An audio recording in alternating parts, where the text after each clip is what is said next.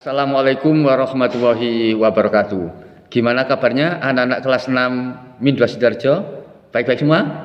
Sehat? Alhamdulillah. Kalian semua masih diberi kesehatan oleh Allah Subhanahu wa Ta'ala. Sehingga di pagi hari ini kita masih bisa bersua kembali walaupun lewat udara. Semoga Allah selalu memberikan kesehatan, pertolongan, dan perlindungan kepada seluruh siswa kelas 6 beserta keluarganya. Anak-anakku yang dicintai Allah Subhanahu wa Ta'ala, pada pertemuan kali ini kita akan membahas materi sejarah kebudayaan Islam tentang Sunan Kalijogo sesuai dengan yang ada di LKS yang anak-anak punyai. Buka ya LKS tentang Sunan Kalijogo. Anak-anakku yang dicintai Allah Subhanahu wa Ta'ala, saya yakin kalian pernah mendengar yang namanya Sunan Kalijogo. Entah itu dari baca, lihat TV, lihat bioskop, atau diceritani orang tua.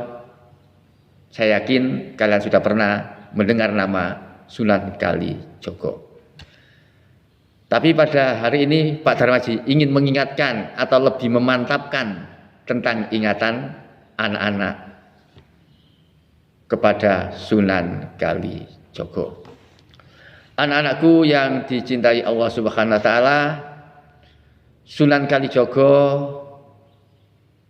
nama aslinya adalah Raden Sahid. Beliau lahir sekitar tahun 1450. Ini berarti lahir pada masa akhir kerajaan Mojopahit, kerajaan yang berpusat di Mojokerto dan menguasai Nusantara. Anak-anakku yang dirahmati Allah Subhanahu wa Ta'ala, Sunan Kalijogo ini adalah putra dari seorang Tumenggung Wilatikta. Tumenggung Wilatikta, Bupati Tuban. Nah, jadi Sunan Kalijogo itu bukan anak orang sembarangan, tapi anak seorang bupati. Makanya Raden, darah biru, bangsawan. Bukan bangsanya kewan, bangsawan itu orang keturunan orang hebat ya. Kakeknya bernama Aryo Tejo. Nah, kalau kita lihat cerita sering lihat, oh Aryo Tejo itu kakeknya Sunan Kalijogo. Kalau diruntut keturunannya ke atas, maka Sunan Kalijogo ini silsilahnya sampai kepada Abbas bin Abdul Muthalib, paman dari Nabi Muhammad Shallallahu Alaihi Wasallam. Jadi masih keturunan dari paman Kanjeng Nabi Muhammad SAW, yaitu Abbas bin Abdul Muthalib. Ya, betul. Sunan Kalijogo mempunyai beberapa gelar, banyak gelarnya. Yang pertama, bergelar Lokajaya. Oh, hebat ya gelarnya, Lokajaya. Kedua gelarnya Syekh Malaya. Ketiga gelarnya Pangeran Tuban, karena anaknya Bupati Tuban, Pangeran Tuban. Kalau menyebut Pangeran Tuban berarti Sunan Kalijogo. Kemudian ada sebutan lagi Kidalang Sido Brangti, karena Sunan Kalijogo ini adalah seorang dalang. Seorang dalang itu yang memainkan wayang itu, ya itu namanya dalang ya. Dalang hebat beliau. Kemudian bergelar juga Raden Abdurrahman, hamba yang penyayang. Kemudian bergelar juga Sang Tabik Sewu. Nah, itu tadi adalah beberapa gelar yang dipunyai oleh Sunan Kalijogo. Anak-anakku,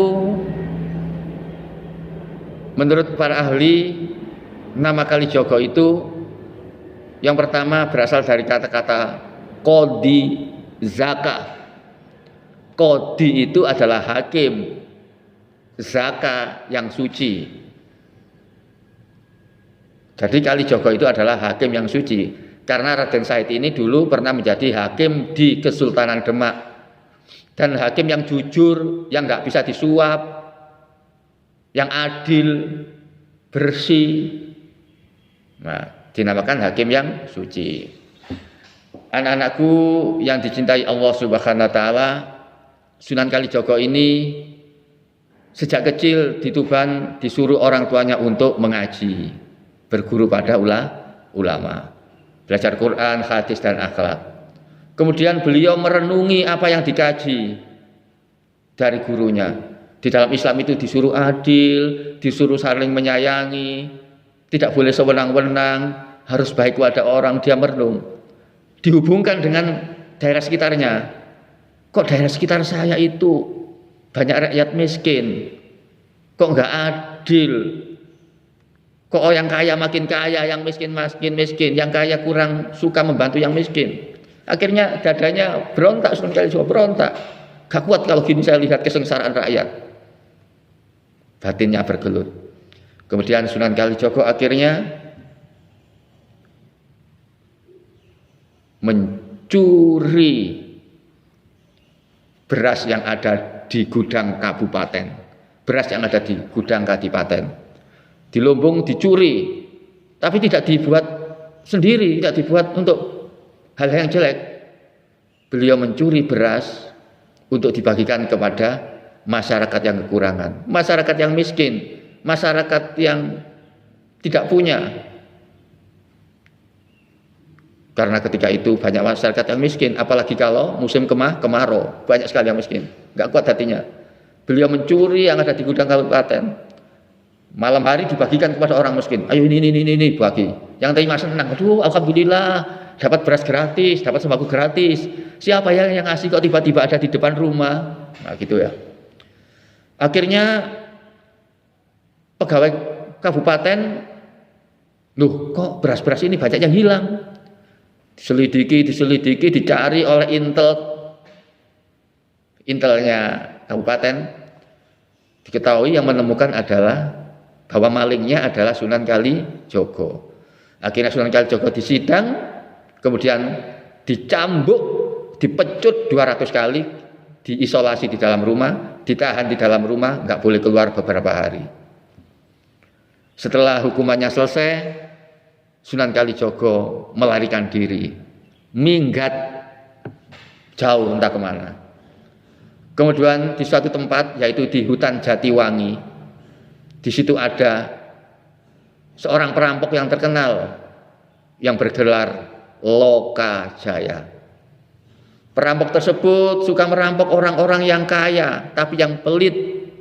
Tapi hasil rampokannya tidak dibuat untuk berpesta, tidak untuk beli miras, minuman keras, tidak untuk zina, tetapi hasil rampoknya diberikan kepada orang-orang miskin, disebarkan kepada penduduk yang kekurangan, diberikan kepada orang-orang yang membutuhkan, diberikan kepada anak-anak yatim piatu. Itu Lokajaya lakukan. Terkenal, perampok Lokajaya, Jatiwangi. Nah, tapi ngerampok, tidak membunuh yang dirampok, hartanya dibagikan kepada orang-orang. Suatu ketika di hutan tersebut berjalannya seorang tua yang berjubah putih pakai tongkat. Tongkatnya ini gagangnya bersinar kekuning-kuningan. Wah, dilihat Kalijaga, waduh emas itu mahal-mahal. Akhirnya oleh Sunan Kalijaga dirampas tongkatnya. Ayo mana tongkatnya? Mana? Diambil tongkatnya. Ketika diambil, orang tua tadi jatuh. Aduh. Kemudian nangis orang tuanya. Setelah lihat nangis ternyata Sunan Kalijaga. Mengapa nangis? Ini sudah enggak jadi. Sudah ini. Tak kembalikan kepada kamu tongkatnya. Aku menangis bukan karena tongkat ini. Bukan karena harta yang ada di tongkat ini. Tapi aku menangis karena melihat rumput yang tercabut. Rumput yang tercabut oleh tanganku dengan sia-sia. Kalau saja rumput ini kucabut untuk makan ternak, maka itu tidak apa-apa. Ya Allah, Sunan Kalijaga berkata seperti ini. Gara-gara rumput saja beliau menangis. apalagi aku sebagai perampok ini, gimana ini? Kemudian orang tua tersebut bertanya kepada Kalijogo, anak muda, apa yang kamu cari di hutan ini? Saya cari uang, saya cari rampasan, kemudian rampasannya saya bagikan kepada fakir miskin, orang membutuhkan. Kakek, oh gitu, maksudmu baik nak, niatmu baik, tetapi jalannya salah anakku. Sekarang saya bertanya, misalnya kamu punya baju tersebut kamu cuci dengan air kencing, air seni, gimana? Oh itu keliru kek, tidak malah bersih, gampangnya gitu, malah kotor. Nah itulah apa yang kau kerjakan. Nah akhirnya Sunan Kalijogo hatinya merasa bergetar dan ingin tobat. Kemudian beliau bergurulah kepada orang tersebut yang tak lain dan tak bukan adalah Sunan Bonang. Ya kek, kemudian beliau ingin berguru. Oke, kalau kamu ingin berguru padaku, sekarang tongkat ini kamu bawa, tunggu aku di sini sampai aku datang. Nah, karena Sunan Kalijogo menunggu tongkat yang diamanahkan kepada beliau sampai Sunan Bonang datang, sampai berapa hari atau berbulan-bulan itu ya, di pinggir kali. Maka dari itu ada pendapat yang mengatakan karena cerita itulah maka diberi nama Sunan Kalijogo. Anak-anakku yang dicintai Allah Subhanahu wa taala, pertemuan kita pada hari ini cukup sampai di sini. Insya Allah kita sambung pada satu minggu yang akan datang. Wallahul muwaffiq ila aqwamit thoriq. Wassalamualaikum warahmatullahi wabarakatuh.